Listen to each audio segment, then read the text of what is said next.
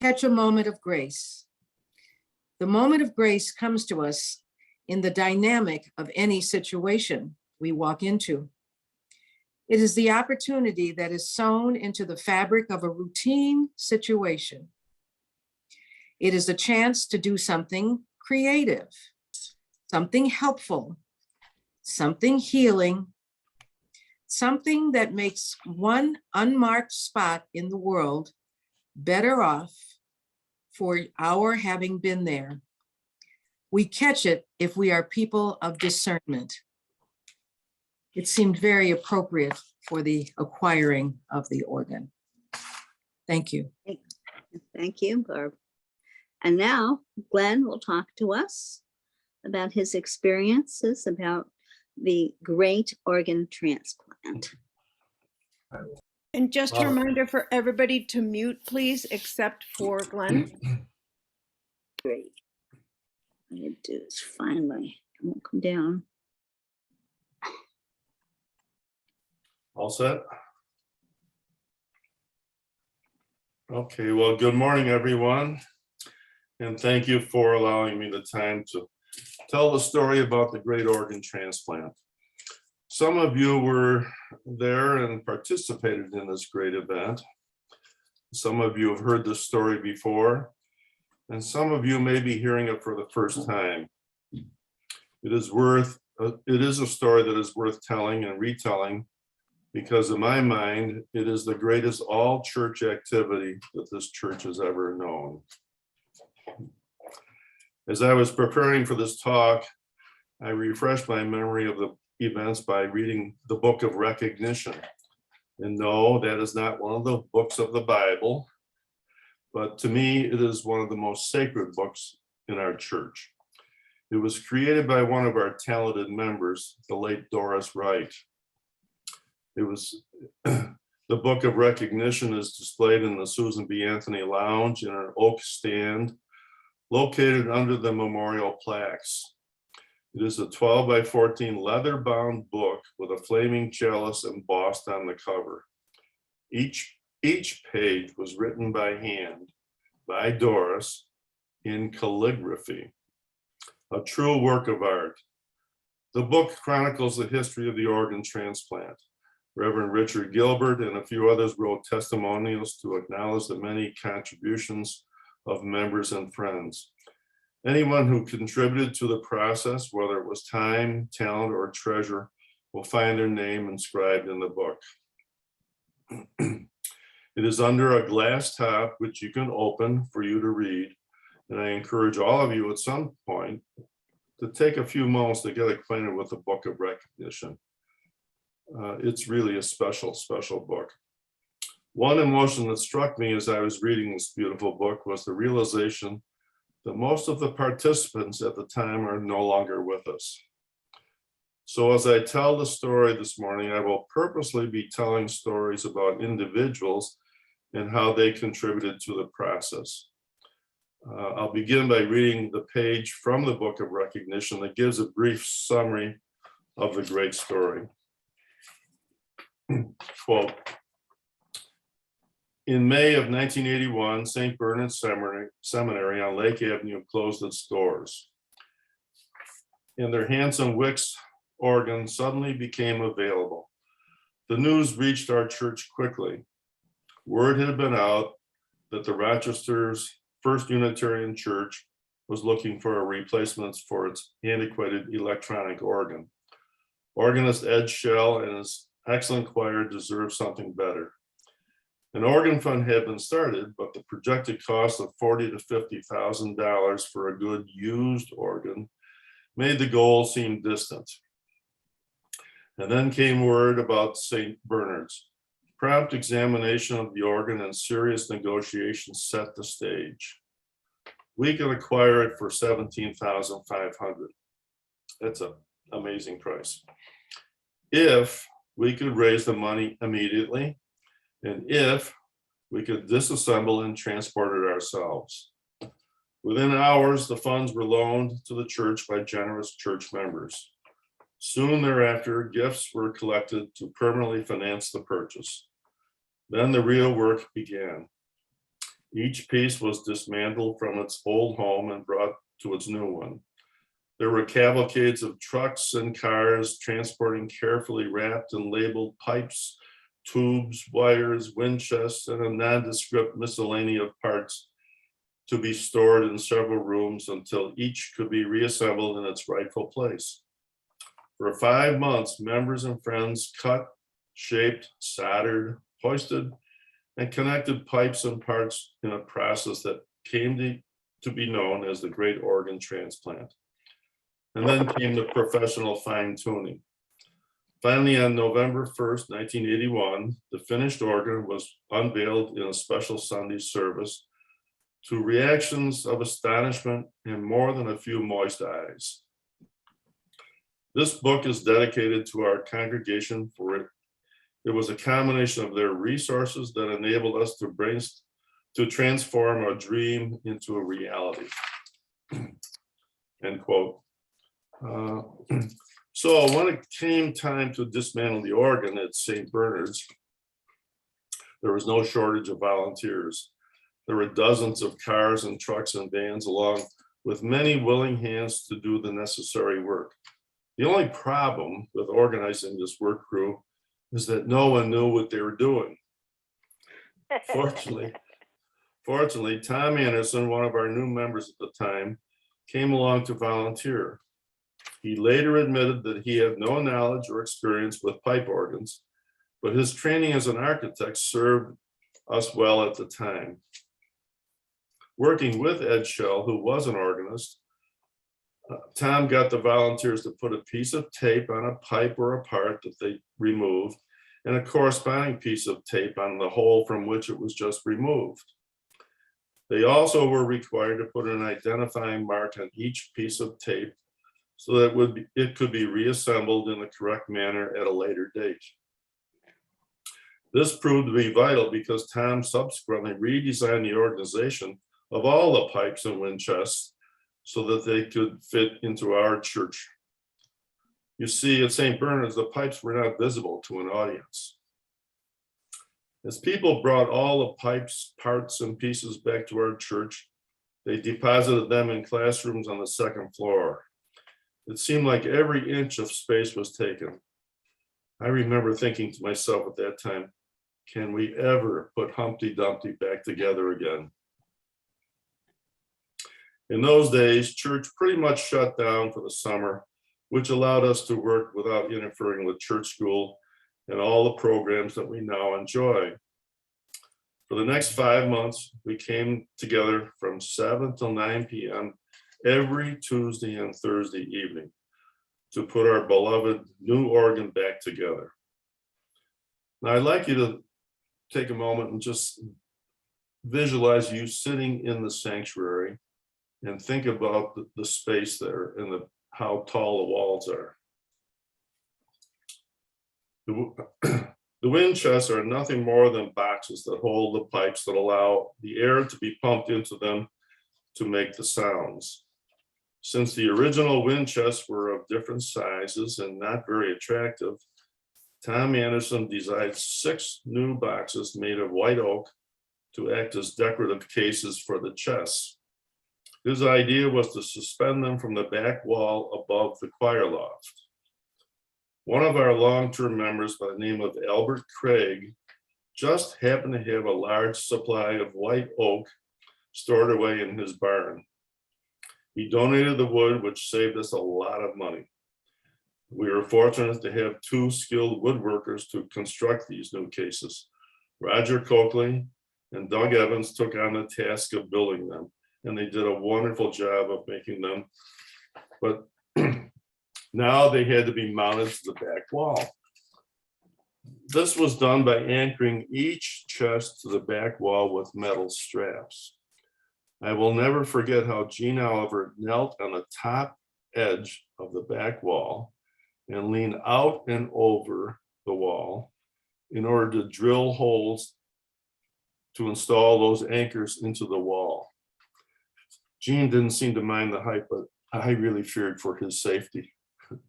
So I went over and I held on to his belt as he was kneeling there on the edge. To this day, when I look at those wind chests, I think of Gene Oliver. Then I'd just like to tell a couple of reflections on some of the volunteers. There's a young couple by the name of Dorothy Hammett and Brad Kosiba. I can't tell you their ages, but they're a young couple and they were obviously courting each other. But they showed up every Tuesday and Thursday and they worked very hard. So in addition to reinstalling the organ, they were making their own music. And they eventually got married. I can't remember where they live now. I want to say it's maybe North Carolina, but maybe some of you know where they are. Jack. Chapel Hill, Chapel Hill, yeah. Okay, good. And occasionally I think they've come back for various celebrations. The other person I remember vividly was an elderly gentleman by the name of Lauren Latham. When I say elderly, he's probably my age that I am now. But he brought his 8-year-old granddaughter, Shelley Bullock, with him often on those work sessions to help install the pump, which is down the bowels of the basement of the church. The pump was what pumped the air all the way up through the walls up to the organ pipes themselves. And I remember one anniversary, maybe it was Ed Shell's 30th anniversary, we told a story about the organ transplant, and Shelley Bullock came back for that occasion. She had fond memories as a young girl at that time. Well, since everyone was so busy with the reconfiguration of the organ to our church, we couldn't focus any effort on the necessary fundraising that was required to reimburse the 18 congregants who had loaned us the $18,000. After the homecoming service in September of 1981, we then started to turn our attention to fundraising. I can't remember how I became the chair of the fundraising campaign. I must have either volunteered or was asked to be the chair of it, but regardless, I got the job and there wasn't a lot of time to do it. 18 people wanted their money back, and I didn't want to take the time to form a committee and spent countless hours on process. So I just did it. The first decision was to send every member and friend a mailing to invite them to help finance the purchase. But how to do it was the question. Remember, this was before email was ever thought of. So that would have been much more efficient. I had 3 objectives in mind for this mailing. The first was to pique their interest, to pique the interest of the recipients so that they would actually open the envelope. You know how it is, at least in my case, I'll discard mail before I open it sometimes if it looks like junk mail. I didn't want that to happen. The second was to get them to read the message. And thirdly, impress upon them the urgency for responding by October 28th of 1981. So I decided to design a wedding style invitation, a nice formal white paper stock with a postage paid return envelope to make it easy for the invitees to respond. I happen to have a copy of that invitation, so I'll read it to you now. The First Unitarian Church of Rochester, New York is pleased to announce the installation of a classically voiced Wicks pipe organ. Music from this fine instrument will enhance the spiritual inspiration and warmth of our fellowship now and for future generations. You are invited to share on this occasion by sending a financial contribution. Your response by October 28th, 1981 will be appreciated. Getting a professional printer to print the invitations was the easy part. But to satisfy the first objective, which was to make sure they open the envelope, that was a challenge. So I enlisted the help of 4 talented ladies to address the envelopes in calligraphy. Doris Wright, Betty Evans, Barbara Ward, and Diane Wellstead got together one day in room 110, and they were wonderful. They went through the church directory and did a masterful job. The invitations went out in the mail soon thereafter, And back in those days, announcements from the pulpit were often made for special occasions. So to reinforce the sense of urgency, I made a series of announcements from the pulpit. The essence of my appeal each week was to ask people to give until it felt good. And we suggested that members might want to make donations as memorial gifts to a loved one, or perhaps a gift in honor of a special occasion. I remember that we received 4 gifts in honor of Anwar Sadat, the president of Egypt, who had recently been assassinated right around that same time. The response was gratifying. We raised $25,000 in 3 weeks. And what I came to realize was the organ appeal became a vehicle to satisfy a need to honor and recognize loved ones. Every donation is noted in the book of recognition, not the dollar amount, but the names and the people for whom they were recognized or remembered. I'd like to tell one special story that touched my heart. There's more than one, but when we sent out, if you remember, this invitation was sort of a formal invitation, like a wedding invitation would be. So one of our members, well, the couple was Joe and Eunice Robbins. Joe was a veterinarian and Eunice was a former president of our congregation. And when they got the invitation, Eunice recognized the symbolism there, and she picked up on the formality of the invitation to donate. And the proper etiquette at the time was to send a proper response.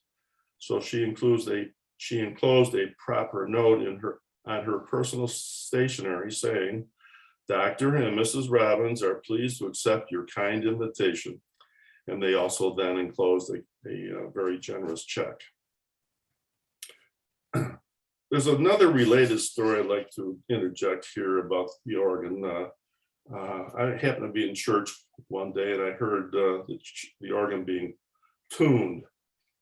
So I was curious and I went in and I happened to talk to the professional tuner who worked for Parsons Pipe Organ Company. They're down on Route 64 in the Bristol Mountain area. And he admitted that he was an Eastman graduate. However, he didn't want to take the conventional music career of being a performer or a teacher or something like that. He was more of a country boy, and Parsons Pipe Organ had some appeal to him. So he went there and gradually worked his way up the ranks. And now he's the chief voice or tuner for the company. It's a long way of getting to this point of the story. He was saying that he always enjoyed coming to our church to work on our organ because invariably throughout the day, someone would come in to play or practice on our grand piano. And he told me, he said, our piano is one of the exceptional Steinways. And he explained that when a Steinway comes off the assembly line, only 2 out of 12 are considered exceptional. Now, why he didn't say 1 out of 6, I don't know, but that's what he said. 2 out of 12 are exceptional, and ours is one of those. And the story behind the Steinway purchase was that, again, Ed Shell heard of this piano becoming available from a lady who lived in Erie, Pennsylvania. And she would be willing to sell it, but she wanted to make sure it got a good home. So through Ed's contacts, we connected with her, and she agreed to sell us the piano for $23,000. Again, a very good price. So to finance that deal, the choir used to put on a lot of lunches after church, and the proceeds from lunches and maybe bake sales at the time would go toward the purchase of the piano. But there was one novel fundraiser that Abby Chodoff did when she was an alto in our choir. and a longstanding member. She came up with the idea of selling piano keys for $100 each. So she got individual piano keys made and sold them for $100, and that raised a good chunk of it. Well, raised $8,800. So that's the story behind our Steinway, but it was kind of related a little bit to the pipe organ history. So on November 1st, 1981, the organ was formally dedicated. The sanctuary doors opened as the choir processed in singing Mendelssohn's Heilig, Heilig, Heilig. There were speeches and tributes to acknowledge the many volunteers who helped in this great transplant project. The service concluded with Ed filling the room with the full sound of Kenneth Layton's fanfare, a sound this congregation had not heard before. And now, 41 years later, this organ stands as a tribute to Ed Shell for his inspiration, the members and friends of this congregation for their dedication, and to the importance of music in our lives. While social justice remains at the core of our religion, music is what stirs the soul. And I can't think of a more powerful instrument for this task than the pipe organ. So that concludes what I prepared, and I'd be glad to answer any questions. And I see Richard Gilbert is tuning in, so I might be interested in hearing from you, Dick, if you have any thoughts to contribute to. Of course. Thank you. Although one, besides the story you mentioned, one of the parts of the story was one night in a board meeting, I think they were on Tuesday nights, we were sitting around doing the dull business that boards have to do sometimes. And we heard this rumble from the sanctuary. And we all dropped everything happily and raced in to hear the first guttural sounds of the organ before it was, let's see, tuned or voiced. I guess there are two processes, and I don't know what they are, but Yeah. tuning and voicing. But this was pre-tuning and voicing. This was the very beginning, and the sound was just incredible. And I think we stood there and cheered, even though the sounds were probably quite atonal and in bad taste. But it was a marvelous moment that we knew that there were sounds, because the air from down below had to be pumped up into those wind chests and through the pipes and so forth. Maybe some of the rest of you remember that night too.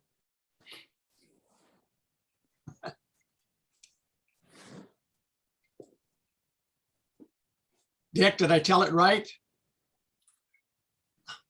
Anita, you are muted. Absolutely. That's as I remembered as well, Dick. Unmute. Can you hear me now? Yes. Okay. I was there too. I must have been on the board then. I had worked at the church for 6 years, but I was no longer doing that. And it was quite an occasion for sure. Anyone else? Comments? Questions? Howie has his Thought? hand raised. Howie does. Oh, thank you. Howie. Glenn, thanks for that story. I think you told a little bit of it when you shared your life story, but this was much fuller detail. And could you elaborate a little bit? I'm interested in the engineering question of the labeling of the pipes in their original location so you could later reassemble it. Could you go into a little more detail about how that labeling worked? I didn't quite get it as you just explained it. Well, as I remember at St. Bernard's, the pipes were at the end of their sanctuary or whatever it was, and on each side, so the pipes maybe have faced each other. So they were not designed to have any aesthetic appeal or to be attractive. And they all sit in boxes, in little holes in the box. The pipes are in an organized way, and so if you take a pipe out of this hole in the box in the wind chest, you've got to make sure it goes back into the same hole. So that's what I was trying to describe, where you put a little marking on the hole where it came out of and a corresponding tape on the pipe. But they were, go ahead. And then were they like numbered from 1, 2, 3, 4, 5 going around the circle or something like that? Yeah, I think so. I don't remember exactly what it was, but Tom Anderson had us make some sort of a marking on it so we could put it back together again. Mhm. It was I think it's a damn near miracle we got it back together again. At the end of the whole process, to me anyways, it was a religious experience to know that. Glenn? Yes, hi Annette. Hi, I don't think people realize the extent of that. Do you know how many pipes there were? Because I remember we had to put them all these different rooms in the church, and we had to carry them from one room to another. Can you tell us how many you think there were there? No, I can't. I asked Ed Shell one time, and he told me, but I know there are hundreds. Hundreds. Yeah, Hundreds. right. A lot of, I don't think people realize how many there were, yeah. Yeah, and Hundreds. little tiny pieces. Next time you're in the sanctuary, just turn around and look at the pipes. Take a minute to think how many pipes are in one of those wind chests. And then behind the Right. wind chests are some of the big, long, tall base pipes.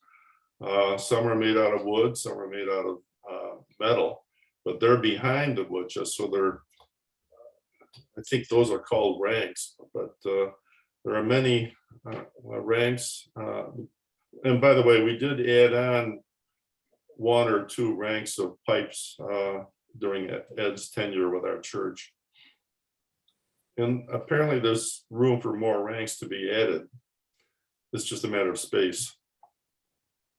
I'm not sure that people know that the church was designed in the building for the possibility of an organ. So there were in the back wall from the basement all the way up wind channels, so that all you had to do was to put the blower motor in the basement, and they would blow up through, and then you could do the work above. So there was some advanced thought about that, I think, in the design of the building.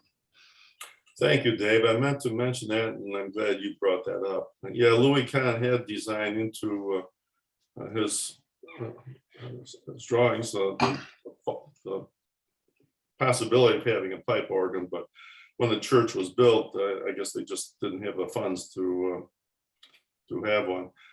So that's why we got an electronic pipe organ. It was a cheap substitute. And one other story I remember, maybe Don Wilder, you can corroborate this one. I sort of remember hearing that Ed Shell took a sledgehammer to it. He was given the honor of destroying that thing. Do you remember that, Don?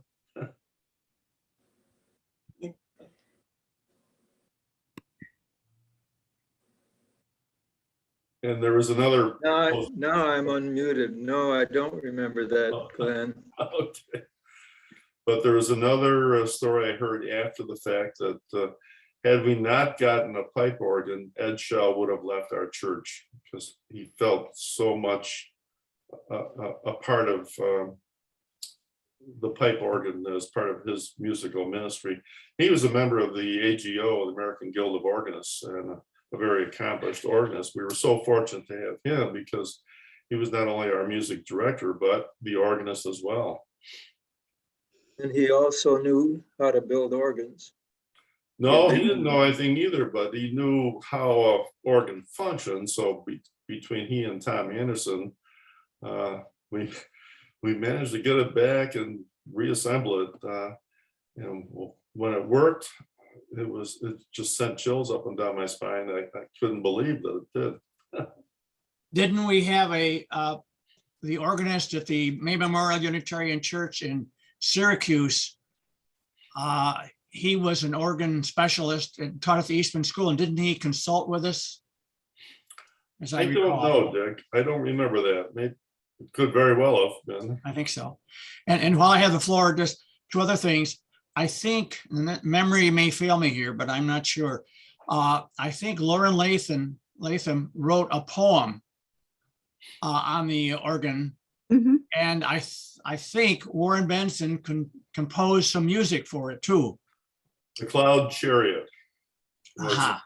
was the name of the piece that, what'd you just say?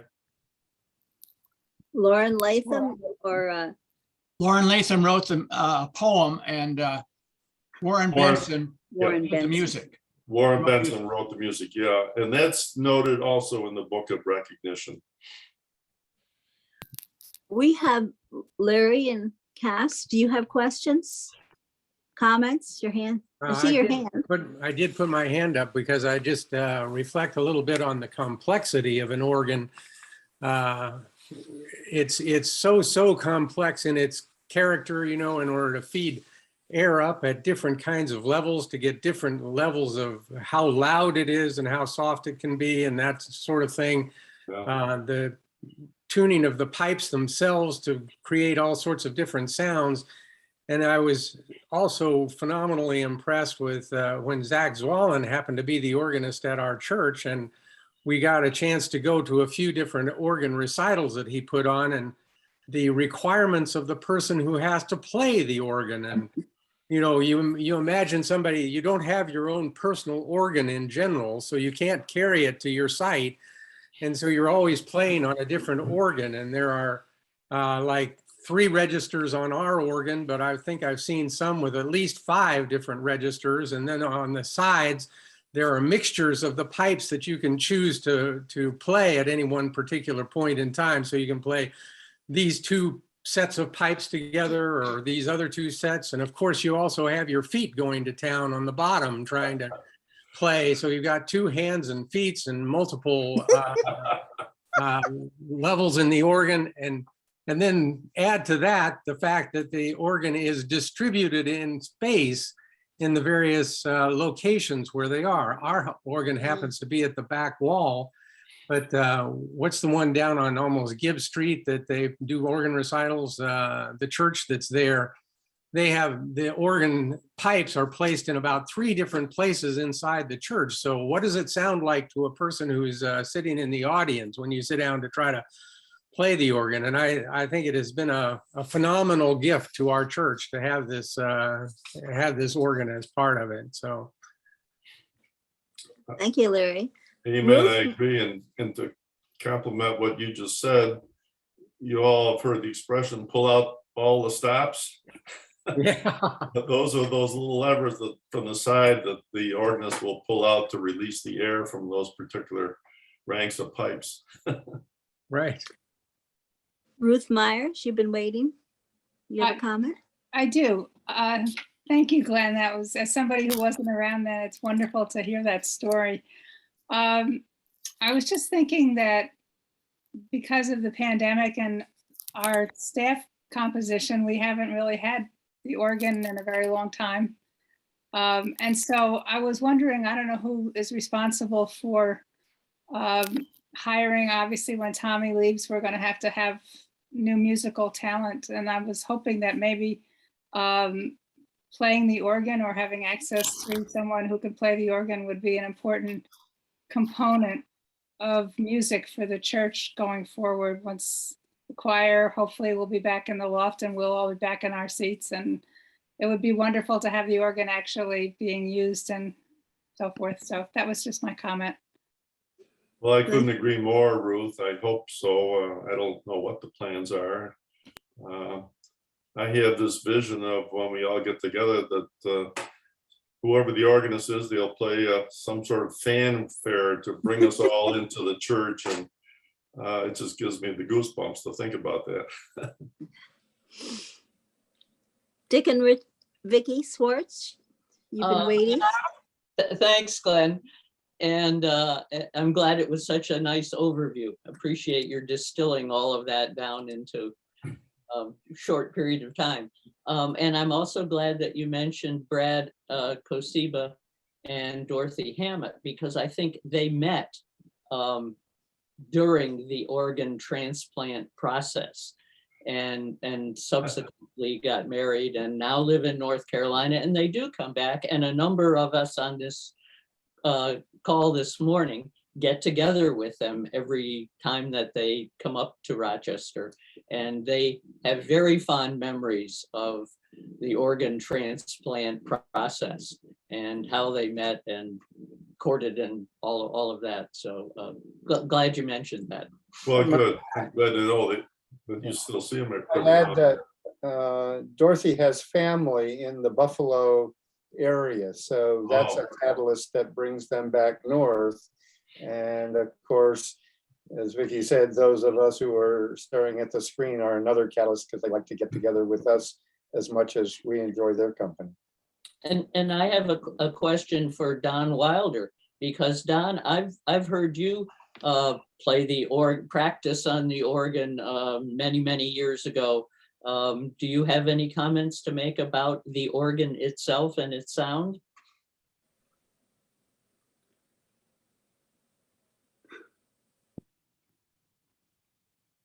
I'm thinking, but I can't come up with any comments.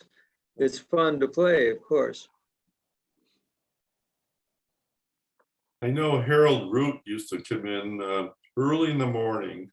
He was a doctor and anesthesiologist then. He was used to getting up early and going into the hospital, but he would get up extra early and practice at church, play the organ, and he didn't want anybody to hear him play.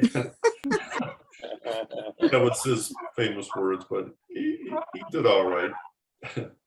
And Shirley Warren, who was a former administrative assistant to you, Dick, wasn't she? She was an organist and she played for a while. She was a church administrator. Yeah. Office. Okay. Did you David? marry Brad and Dorothy, Dick? I think so. Yeah.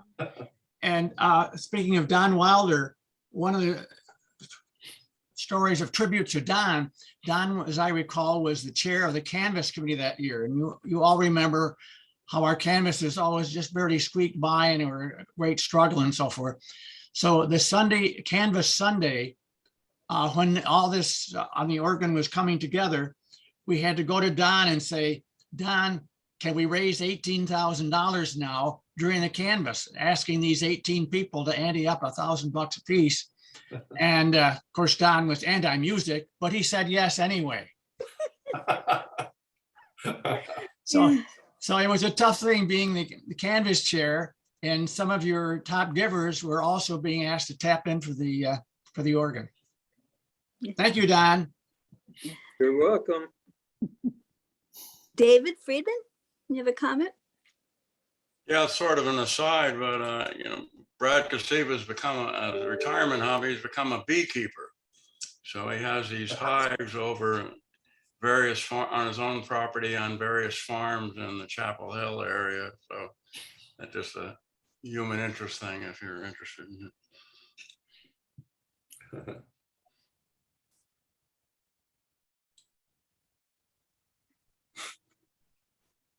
Well, I was so impressed with the loyalty of the workers every Tuesday and Thursday night. In the heat of the summer, everybody just showed up punctually every Tuesday and Thursday. And the commitment was very heartwarming. And I don't know if we had a schedule, a hard schedule or deadline, but it seemed to work out just right.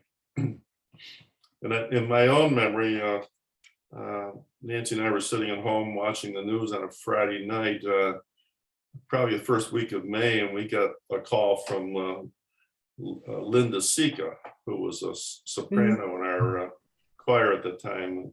She was the one that asked us to loan the church $1,000 and explained that certain other people were stepping up too. So we agreed to do that. So many people, I just don't know what the numbers actually were, participated in this event. And getting back to the book of recognition, everybody's name, whether they worked or donated or both, their names are inscribed in the book. Yes. Deborah? Two logistics questions. So when you were transporting these pieces of the organ, did each one have to be wrapped in a quilt or something to protect it? That's 41 years ago. I think so. We probably did something like that out of Okay. There were respect liquor for cases, caution. liquor cases for the smaller pipes, I remember. Oh, okay. You know, because they go in the dividers there. I don't know, they must have wrapped the bigger ones, but Yeah. Yeah, neat.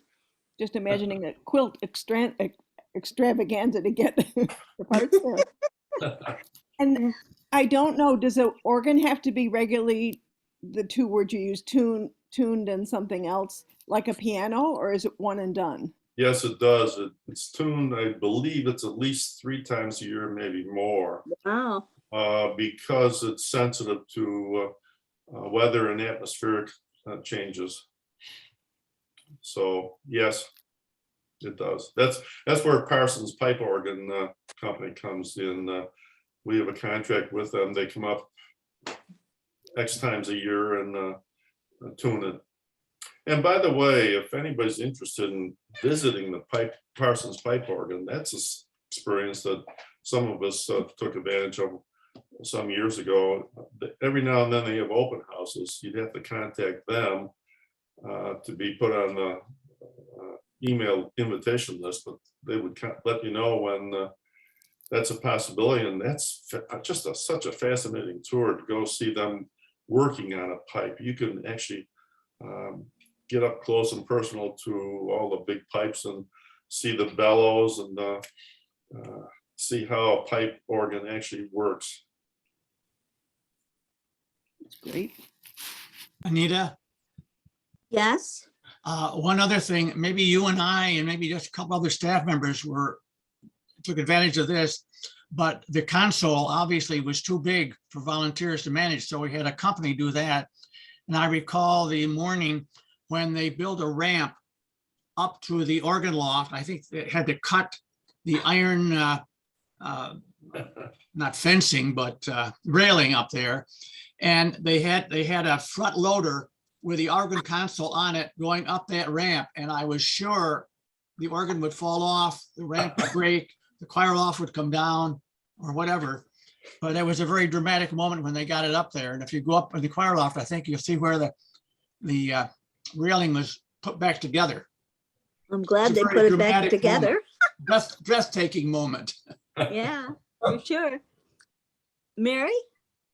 Well, just following up on some of these specific questions, but before I ask my question, Glenn, thank you so much for this description. It's really fun to imagine the kind of energy that came together in the congregation to accomplish this very complicated task.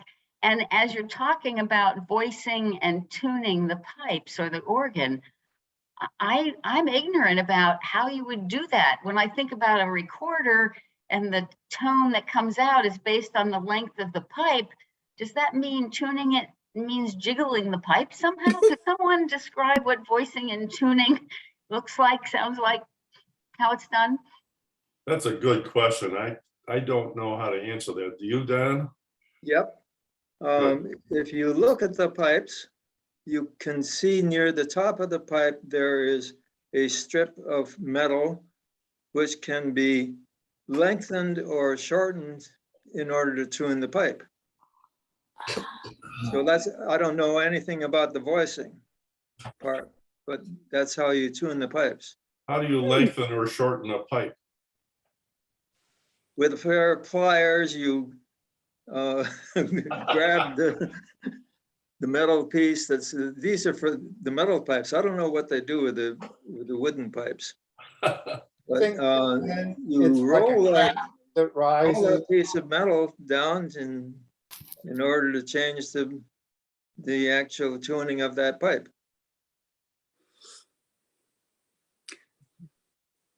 How long does it take them to do this? I mean, you said there are hundreds of pipes. Right, there are. And I don't know how long it takes them. I expect that they find that most of the pipes are in tune, so they only have to monkey with a few. But they have to test each pipe too, so. Yes, absolutely.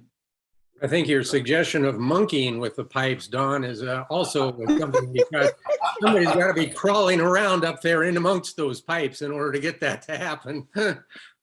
Yeah. Yeah, that's true. One of the problems with the pipe organ is you don't want to tune it in the afternoon because the sun comes down and hits the pipes and changes the tuning. So you got to pick your time of day. That's true of practicing the organ too. Just to give you a little perspective, for those of you who have never been up on the catwalk on top of the one of the walls around the perimeter of the sanctuary, I think maybe Dick, you know, I think the walls are at least 40 feet high. And around the perimeter is a concrete slab where you can walk easily around the perimeter of the sanctuary. However, there's no lip, there's no guardrail. What'd you say? You're muted, Dick. It's about a foot or foot and a half high. I remember when Kathy McTeague, who was our intern, walked around to do a crazy performance when I was Oral Roberts for a Canvas Sunday, and she was the Lord up on high. She had to climb up a ladder to the catwalk and walk around it. And it's pretty scary because there is no protection. It's about, I say, about a concrete block and a half is all that stands between you and going over the edge. I don't even think it's that high, Dick. Well, maybe not. I've Maybe I been up there exaggerate. several times and I won't go up there anymore. I've aged out of that job. Patty Clark, I noticed you've been raising your hand. I just wanted to say that I used to work in the office and volunteer when Parsons would come, and my guess is that he would be there a couple hours because he would come in and get the key and then from the office when I was there, and then he would bring it back to me. So I'm guessing it was a couple of hours that he was there. And the other thing I wanted to say was, as a child, I grew up in a house where we had an organ. It was an electric with a separate tone cabinet, but it was a church model. It was mahogany with inlaid crosses on it. And I grew up to organ music to go to sleep every night. So that was one of the big draws for me as an adult, to come and hear the organ. I can always remember my dad. Nice, very nice, thank you. The only way to get up to the catwalk is from the choir loft. And we have to put an extension ladder up that fits between two of the wind chests. And just to climb up that ladder and somehow climb over some of the barricades up there, that's a challenge. Yeah, it's a little scary to be up there. The ladder is pretty easy. The problem is you got to swing off the top of the ladder onto the concrete of the catwalk, and there's all kinds of equipment there. Yeah. So it's kind of a, it's not a good place to stumble. No, getting up is a lot easier than coming back down, because I remember years ago, I was up there with Irwin Lowe, and then for some reason, there was one of those lift things. They were doing some work in the sanctuary, and we found all that broken up.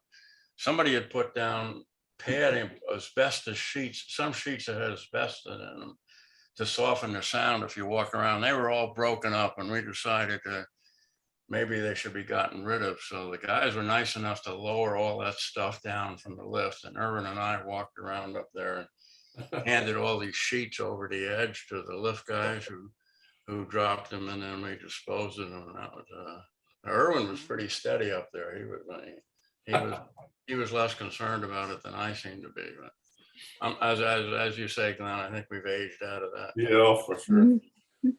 When Karen Anderson arrived, she was curious about what was up there. So John Looney and I went up there with her one time, and it gives me the willies to think about this even now. She walked right up to the edge of the catwalk and looked down this 40 to 50 foot sudden drop where there's nothing down there but concrete. And she said, cool. Cool. She thought that was neat. And I still shudder to think of that experience. Anne? You're muted. Oh, unmute yourself. Yeah. At the time, so organ music was very popular when it first, for quite a long time, but now it's not quite as popular. Could you talk about what's happening with that? Or yeah. Well, in a word, probably nothing. I don't think anything was budgeted for an organist during COVID. I sure hope we budget something going forward. I presume we will. But that's up to the church leadership. But hopefully coming out of COVID, we can resume that sense of normalcy. And it's a matter of finding an organist, either at the Eastman School of Music or in the public. They're around, it's just a matter of finding them somehow. When the organ was, the early days of the organ, were a lot of choir pieces sung, accompanied by the organ. How was the organ used related to the choir? It was used in conjunction with a upright piano that we also have up there. So we took turns. Yeah. Is there still a music committee? There No. used to be. No. Tom Snell didn't seem to want to have a music committee. I asked him one time and he rejected that right away. Well, that might be suggested, for a new musician. Yeah. I know Irwin Lowen was the chair of the music committee for many years, and it's not the committee. I was never a member of the committee, but I remember hearing they didn't do an awful lot except act as a sounding board for the choral director and maybe assist in putting on lunches or bake sales and do some administrative things like filing music and that type of thing. Don Wilder, my gosh, you organized our music for so many years, did a masterful job of that. It's still on my computer. Were you a member of the music committee? Yeah, for a short time. There have been times when the music director has actually asked me for information about when something was sung by the choir. My records go back to 1991. Okay. Wow. And I put in that database every piece of music that the choir sang. Oh, wow. And I would like to compliment Don. He holds the record in my memory anyways of the longest serving choir member. I believe you put in 49 years with the choir. I'll believe you. Amazing. Any other last comments before we finish up today? Thank you, Glenn. It was wonderful to go back and reminisce about all of that. I remember that they had some organ pipes on the stage in the sanctuary too. That's the thing that I remember. I think they left the longest ones because that was the only place that they could find where they could put the ones that would fit into those big spaces. How they got them here, I'm not sure, but next week, Laura Humphrey has agreed to come back to talk about Connect and Breathe, or Breathe and Connect. So we will look forward to that.